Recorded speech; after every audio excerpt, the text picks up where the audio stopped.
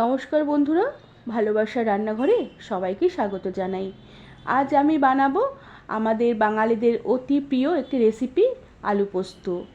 নিরামিষ দিনে গরম ভাত, বিউলির ডাল বা মুগ ডালের সাথে এই আলু পোস্ত থাকলে আর কোনো কিছুর দরকার পড়বে না। তাহলে চলো রান্নাটা শুরু করা যাক। আর প্রথমে আমি আলুর ছিলকে বেশ ভালো করে ছাড়িয়ে ধুয়ে নিয়েছি। এরপর আলু বেশ ডুমো ডুমো ছোটো ছোটো করে কেটে নিয়েছি। আর তার সাথে আমি প্রায় 4 চামচের মতন পোস্ত আমি উষ্ণ গরম জলে ভিজিয়ে রেখেছিলাম প্রায় 15 মিনিটের মতন। এবার এই পোস্ত একটি মিক্সিং জারে দিয়ে দিলাম, সাথে একটা কাঁচা লঙ্কা দিয়ে একটি মসৃণ পেস্ট বানিয়ে নেব।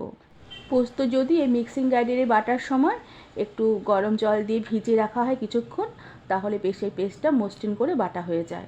এবার কড়াতে পরিমাণ মতন সর্ষের তেল দিয়ে দিলাম, আর তেল বেশ ভালোভাবে গরম করে নিয়ে তাতে কেটে রাখা আলুর টুকরোগুলোকে দিয়ে দিলাম, আর তাতে সামান্য একটু নুনের ছিটে দিয়ে এবার আলুগুলোকে আমি কিছুক্ষণ ভেজে নেব, যতক্ষণ না আলু হালকা লাল হয়ে ভাজা হয়ে আসে। আর এভাবে প্রায় 3-4 মিনিট আলু নেড়ে চেড়ে নেবার পরে আলু হালকা লাল লাল হয়ে ভাজা হয়ে এসেছে। এবার আমি আলুর টুকরোগুলোকে কড়া থেকে তেল ছেঁকে উঠিয়ে রেখে দিলাম।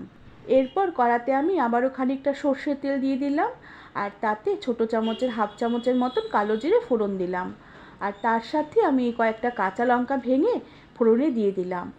ফোড়ন হয়ে এলে বেটে রাখা পোস্তর পেস্ট তাতে ঢেলে দিলাম, আর তাতে পরিমাণ মতো নুন দিয়ে দিলাম, আর তাতে একটু কাশ্মীরি লঙ্কার গুঁড়ো দিলাম।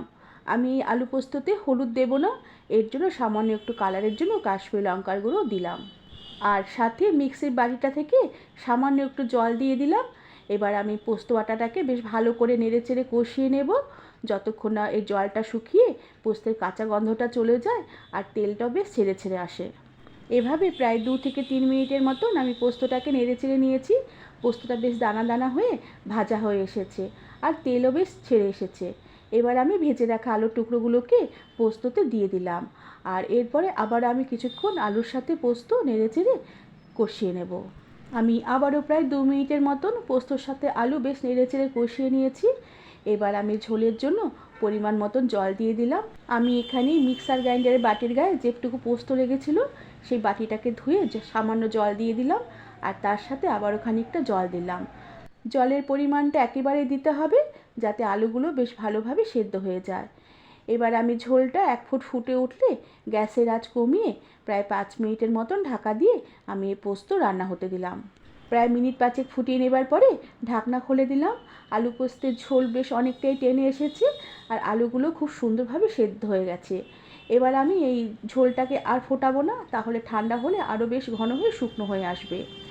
এবার আমি স্বাদের ব্যালেন্সের জন্য চিনির কয়েকটা দানা ছড়িয়ে দিলাম, আর তার সাথে বেশ টেস্টটা আর একটু ভালো হওয়ার জন্য চামচের 1 চামচ সর্ষের তেল দিয়ে দিলাম। আর এরপরে বেশ ভালোভাবে সব মিশিয়ে নিয়ে আমি গ্যাসের আঁচ বন্ধ করে ঢাকা দিয়ে কিছুক্ষণ স্ট্যান্ডিং টাইমে রেখে দেওয়ার পরে সার্ভ করে দিলাম। বন্ধুরা, নিরামিষ দিনে তোমরা এইভাবে আমার মতন আলু পোস্ত রেসিপিটি বানিয়ে দেখতে পারো। গরম ভাতের সাথে খেতে অসাধারণ লাগবে। আর রেসিপিটি তোমাদের ভালো লাগলে একটি লাইক, শেয়ার আর সাবস্ক্রাইব করে দেবার অনুরোধ রইল। আজ তাহলে আসি, পরে আবার একটি নতুন রেসিপি নিয়ে দেখা হবে।